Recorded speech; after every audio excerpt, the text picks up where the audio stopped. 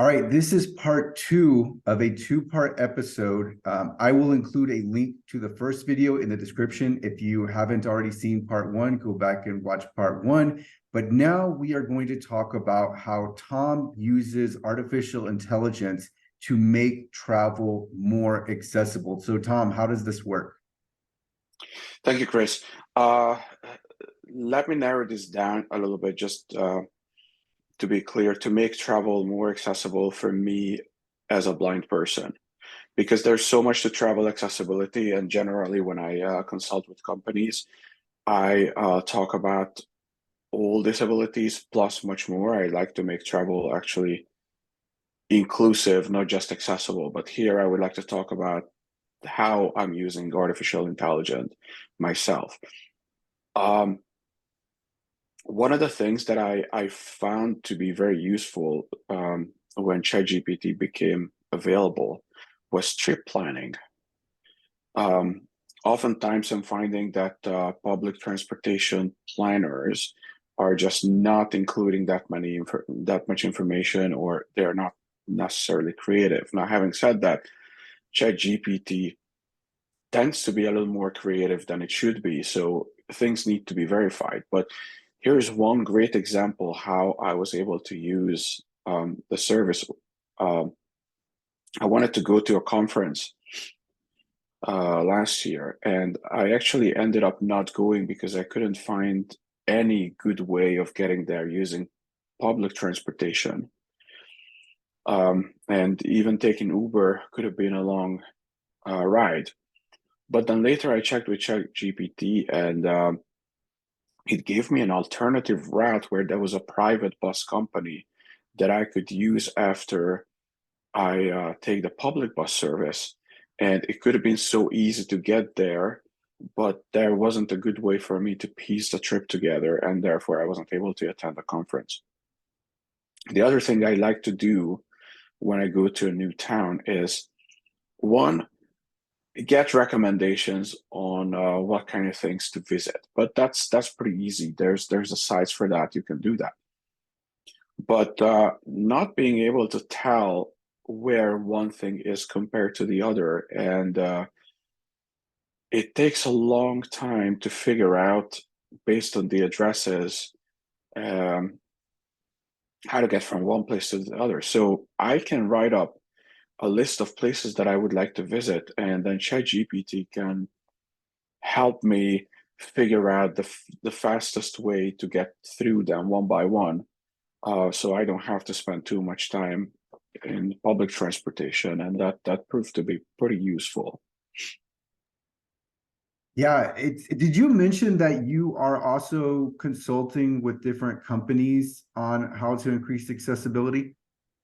Yes, I'm a travel accessibility consultant, and I help businesses making their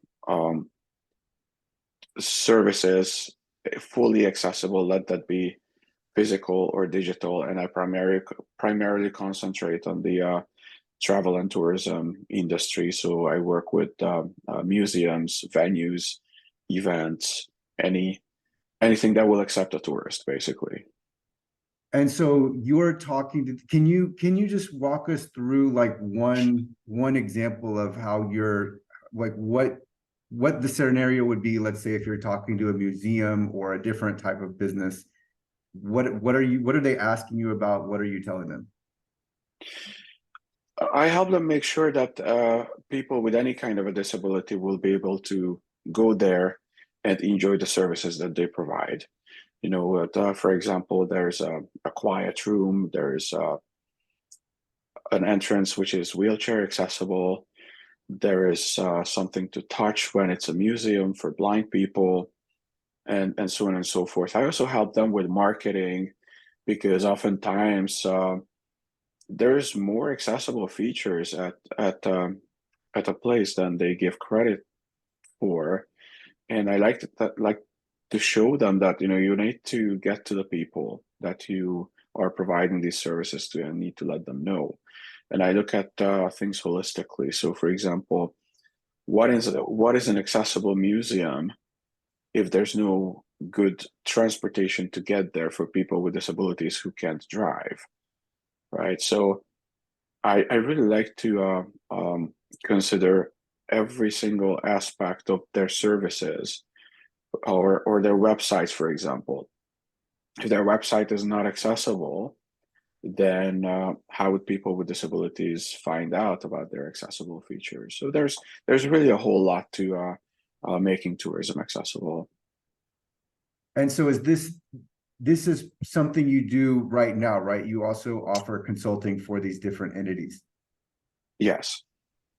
And do you think there are a lot of businesses, a lot of organizations that are they're not even, this is something they're not even thinking about?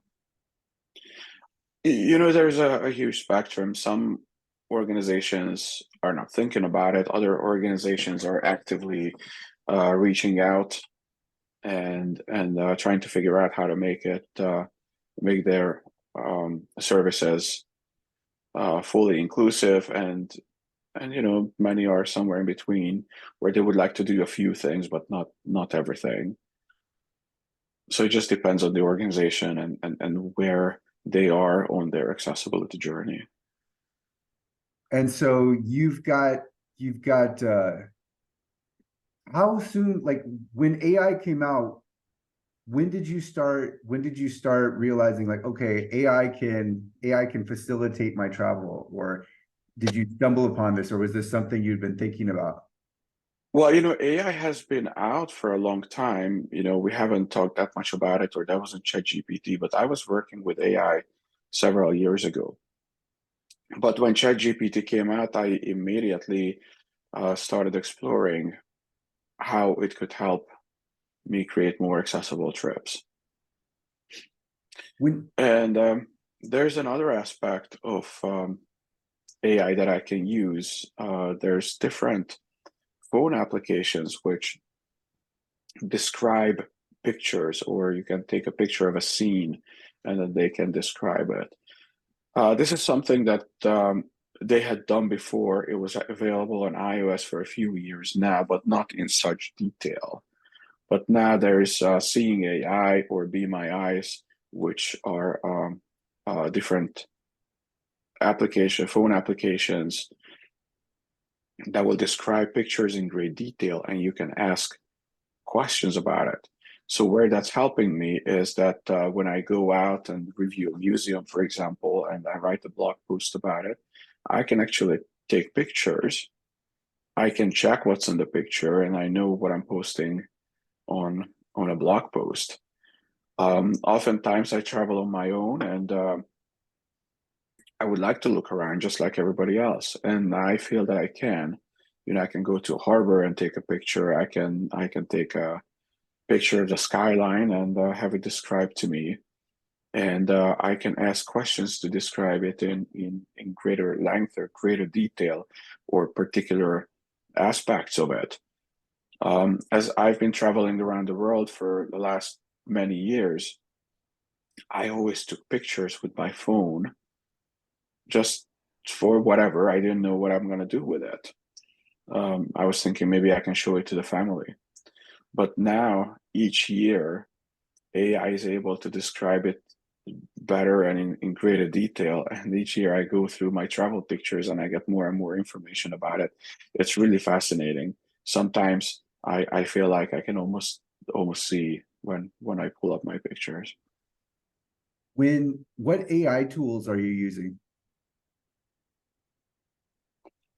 I'm using the mostly the Be My Eyes, which was a crowd sourcing tool. Be My Eyes allows you to connect to people who are willing to help blind people to explain what they can see through the camera. But they also added this AI feature where you can just take a picture, and instead of talking with a person, you can just have the picture described and ask question about it to the AI. What do you think about artificial intelligence in terms of how far it's advancing and what it can do, because you work within the accessibility industry, how far it can take accessibility, just using AI for advancement, like and different services. Look, the sky is the limit. I think we're still at the very beginning, and we're going to come up with so many innovative approaches. I can't even try to speculate how much we can do there. What I can do now is that we're in its early stages, and while it's definitely very helpful, and it practically changed my life in the last year, I also have to say that you have to be very careful and verify when you have to make decisions that will have a big impact on your life. Definitely, because I think the term is hallucinations. I've come across, like, I'm entering in information and I'm getting it back, and I never take it just as is, but there are times where it's just 100% wrong. Like, it just gives you back an answer as if it's factual and it's completely wrong. Right. And when I get a picture described, how do I know what part of it is true and what isn't? And the Right. companies are working on it, and they are doing a fabulous job. I would say much more than 90% is actually accurate, and they're really trying to work hard around this hallucination problem. So I think this will go away. But this is just one thing. I believe there's got to be so much more we can do uh, to improve the accessibility of websites or software. There's going to be a different way that we look at assistive technology. Definitely, it's advancing every day, and the more I watch, it's like the more I'm trying to keep up with it, and it's just difficult to keep up with all of the different advancements from all different parts of AI. There are so many different tools available. That's why I was asking you about tools, because I was really just seeing if you knew some that I wasn't aware of, because there's so many out there. I only know some, so it's coming fast. Yeah, there's definitely a lot.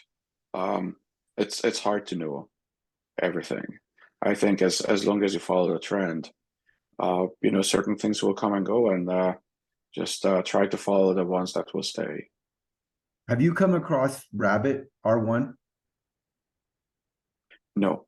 Okay. Rabbit is very, very interesting. And I say it's commercially available, except for the fact that it's sold out right now and you can only pre-order it. But very interesting device. It's kind of like if you took your phone and gave it all the capabilities, but it had artificial intelligence within everything it did. And it's even hard for me to describe. I just watched the demo the other day, but it's like your do everything device, kind of, with artificial intelligence.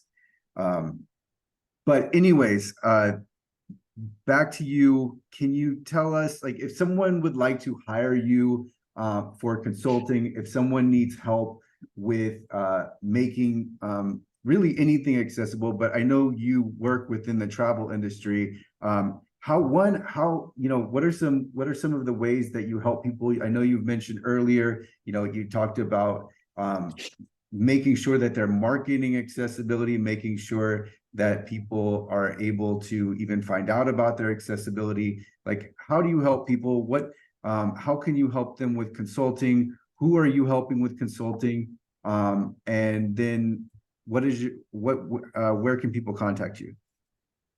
I holistically check the product or the organization and make sure that it's accessible for people with different disabilities. That be your physical space, your website. I can do web and physical audit. I can do web accessibility training. I do disability awareness training so that people at an organization understand how people with disabilities do different things, what are their needs, and how you can meet their needs. So yeah, much of my work is actually around training. I can help you with event accessibility, where again we'll just make sure that one particular event is fully accessible for all and is also marketed for all people. You can find me on evengrounds.com, which is my website. Click on services, and I have all the services listed there.